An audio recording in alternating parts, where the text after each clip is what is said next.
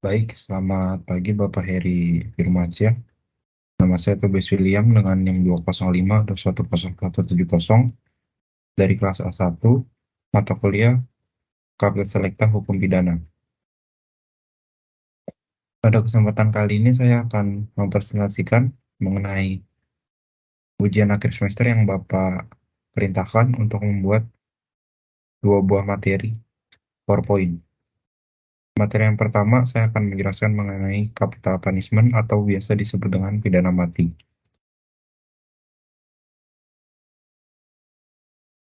Yang pertama, di sini saya akan menjelaskan dulu pengertiannya. Capital punishment, atau yang dikenal juga sebagai pidana mati, adalah hukuman yang diberikan oleh sistem peradilan pidana kepada seseorang yang terbukti melakukan kejahatan tertentu yang dianggap sangat serius, seperti pembunuhan berencana, pengkhianatan, atau kejahatan terhadap negara. Hukuman ini mengakibatkan kematian terhadap pelaku kejahatan tersebut. Selanjutnya adalah latar belakang. Pidana mati merupakan hukuman yang paling berat dari semua jenis-jenis ancaman hukuman yang tercantum dalam KUHP atau Kitab Undang-Undang Hukum Pidana. Berdasarkan bab 2 pasal 10, karena pidana mati merupakan pidana terberat, yaitu yang pelaksanaannya berupa perampasan terhadap kehidupan manusia. Maka tidak heran apabila dalam menentukan hukuman mati, terdapat banyak pendapat yang pro dan kontra di kalangan ahli hukum maupun dari masyarakat itu sendiri. Jenis-jenis pidana berdasarkan pasal 10 Kitab Undang-Undang Pidana. Ada apa saja? Yang pertama adalah pidana pokok. Pidana pokok terdiri dari pidana mati, pidana penjara, pidana kurungan, pidana bersyarat, serta pidana denda. Dan yang kedua, ada pidana tambahan. Pidana tambahan terdiri dari pencabutan hak-hak tertentu, perampasan barang tertentu, serta pengumuman putusan hakim. Selanjutnya, hukuman mati tidak dapat dilaksanakan bagi kejahatan yang dilakukan oleh orang di bawah umur 18 tahun dan juga tidak dapat dilaksanakan untuk perempuan hamil. Menurut The Indonesian Human Rights Watch, terdapat 3 alasan utama mengapa penjatuhan hukuman mati seringkali digunakan oleh pengadilan. Antara lain yang pertama, hasil penerapan ancaman hukuman mati digunakan oleh rezim kolonial Belanda. Kemudian dalam prakteknya, terus digunakan sampai rezim otoritarian Orde Baru untuk memberikan rasa takut, bahkan menghabiskan lawan politik. Hal ini dapat dilihat pada penerapan kejahatan politik pasal 104 KUHP. Yang kedua, ada upaya menerbitkan beberapa ketentuan hukum baru yang mencantumkan ancaman pidana mati sebagai langkah kompensasi politik akibat ketidakmampuan membenahi sistem hukum yang korup atau korupsi. Padahal, ancaman pidana mati tidak pernah bisa membuktikan efektivitasnya mengurangi angka kejahatan, termasuk juga dengan narkotika. Dan yang terakhir ada meningkatnya angka kejahatan, dilihat semata sebagai tanggung jawab individu saja bagi pelaku. Selanjutnya ada dasar hukum. Yang pertama ada pasal 104 KUHP yang berisi makar dengan maksud untuk membunuh atau merampas kemerdekaan atau menyediakan kemampuan presiden atau wakil presiden memerintah. Diancam dengan pidana mati atau pidana seumur hidup atau pidana penjara sementara paling lama 20 tahun.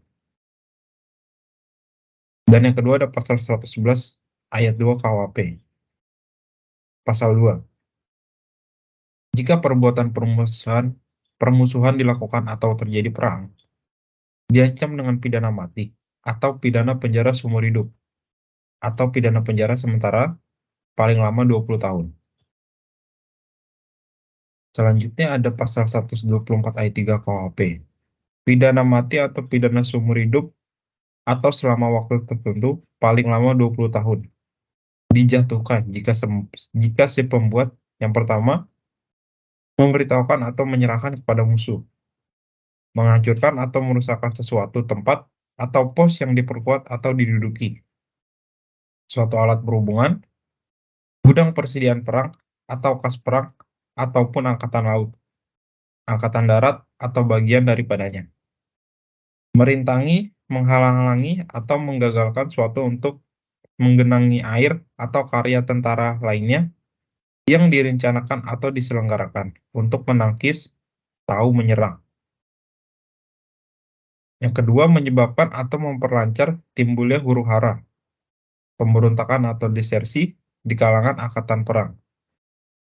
Serta yang terakhir ada pasal 340, 365 ayat 4, dan 386 ayat 2 KUHP.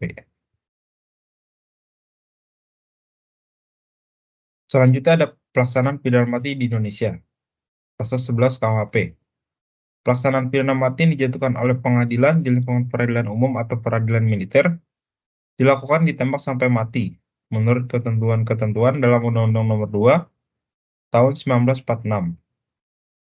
Sebelum adanya ketentuan-ketentuan dalam Undang-Undang Nomor 2 tersebut, pidana mati dijalankan oleh algojo di tempat penggantungan dengan menggunakan sebuah jerat di leher terhukum, dan mengikatkan jerat itu pada tiang gantungan dan menjatuhkan papan tempat pada orang itu berdiri. Jaksa tinggi atau jaksa yang bertanggung jawab memberitahukan kepada terpidana tentang akan dilaksanakannya pidana mati dalam waktu 3 kali 24 jam. Bila terpidana ingin mengemukakan sesuatu, maka keterangan atau pesanan diterima jaksa tinggi atau jaksa tersebut. Apabila si terpidana berada dalam keadaan hamil, maka pelaksanaan pidana mati dilaksanakan 40 hari setelah anaknya dilahirkan. Dan yang terakhir, setelah penembakan, komandan pelaksana, jaksa eksekutor, dan dokter memeriksa kondisi terpidana kembali. Apabila dokter mengatakan terpidana masih menunjukkan tanda-tanda kehidupan, maka jaksa memerintahkan komandan pelaksana untuk melakukan penembakan pengakhir. Pelaksanaan hukuman mati dinyatakan selesai saat dokter tidak lagi menemukan tanda-tanda kehidupan pada terpidana. Kemudian, komandan pelaksana pun melaporkan hasil penembakan kepada jaksa eksekutor dengan mengucapkan pelaksanaan pidana mati selesai. Selanjutnya, saya akan menjelaskan mengenai pidana mati berdasarkan pasal 100 KUHP tahun 2023. Pasal 100 KUHP baru mengatur hakim menjatuhkan hukuman mati dengan percobaan selama 10 tahun dengan memperhatikan yang pertama, rasa penyesalan dan ada harapan untuk memperbaiki diri. Dan yang kedua, peran dalam tindak pidana. Pidana mati dengan masa percobaan ini dicantumkan dalam putusan pengadilan. Tenggat masa percobaan 10 tahun dihitung sejak 1 hari setelah putusan berkekuatan hukum tetap atau ingkrah. Perubahan hukum ini ditetapkan melalui keputusan Presiden setelah mendapat pertimbangan dari Mahkamah Agung. Namun, apabila terpidana sepanjang masa percobaan tidak menunjukkan perubahan sikap dan tidak ada harapan untuk diperbaiki, maka hukuman mati tetap dilaksanakan atas perintah Jaksa Agung. Baik, materi selanjutnya saya akan menjelaskan mengenai Undang-Undang ITE dan sanksi pidana. Yang pertama itu ada pengertian. Undang-Undang ITE atau Undang-Undang Nomor 11 Tahun 2008 adalah undang-undang yang mengatur tentang informasi serta transaksi elektronik, atau bisa dibilang teknologi informasi secara umum. Undang-undang ini memiliki jurisdiksi yang berlaku untuk setiap orang yang melakukan perbuatan hukum sebagaimana diatur dalam undang-undang ini, baik yang berada di wilayah Indonesia maupun di luar wilayah hukum Indonesia.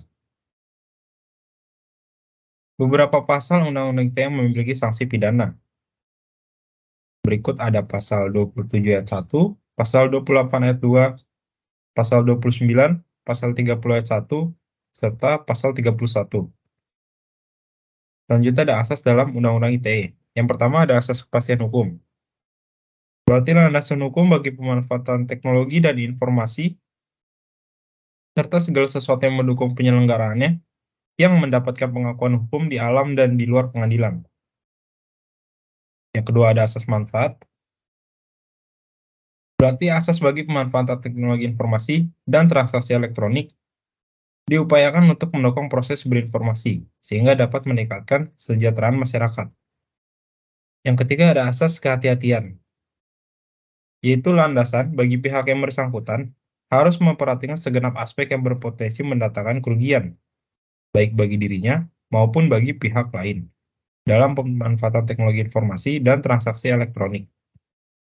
Yang keempat ada asas itikad baik, asas yang digunakan para pihak dalam melakukan transaksi elektronik, tidak bertujuan untuk secara sengaja dan tanpa hak atau melawan hukum, mengakibatkan kerugian bagi pihak lain, sepengetahuan pihak lain tersebut.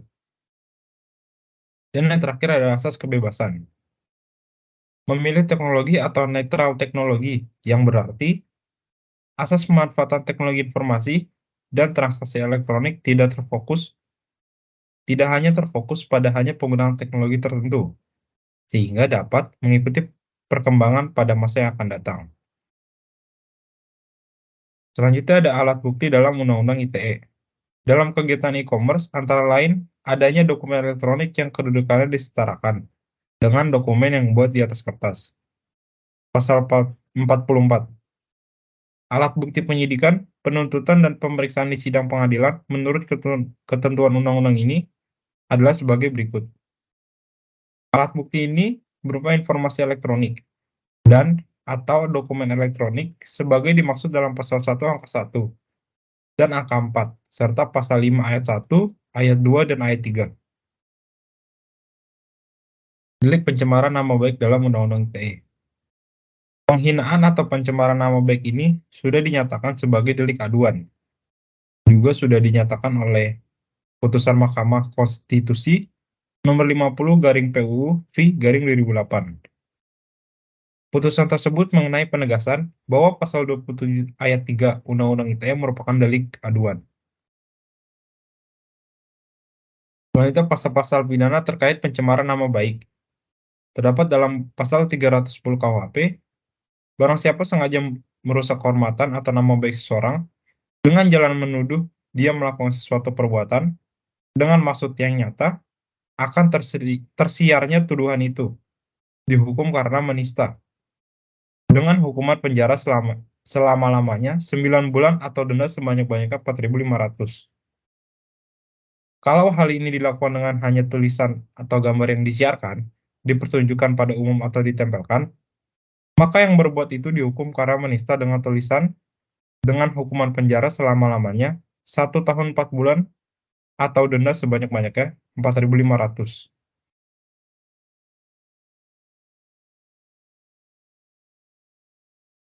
Pasal-pasal pidana selanjutnya ada di dalam Undang-Undang Nomor 1 Tahun 2008 tentang transaksi, informasi dan transaksi elektronik, pasal 27 ayat 3, junto pasal 45 ayat 3.